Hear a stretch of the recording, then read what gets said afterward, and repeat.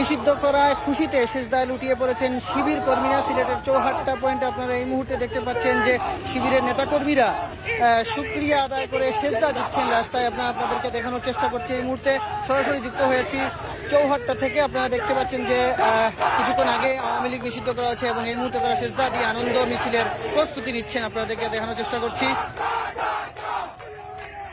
এই মুহূর্তে চৌহাট্টা থেকে শিবিরের নেতাকর্মীরা শত শত নেতাকর্মীরা এই মুহূর্তে আনন্দ মিছিল নিয়ে যাচ্ছেন। আমরা আপনাদেরকে দেখানোর চেষ্টা করছি। কিছুক্ষণ আগে তারা সিজদা দিয়ে শুকরিয়া আদায় করেছেন আল্লাহর কাছে এবং বলেছেন এবং এই মুহূর্তে তারা মিছিল নিয়ে যাচ্ছেন।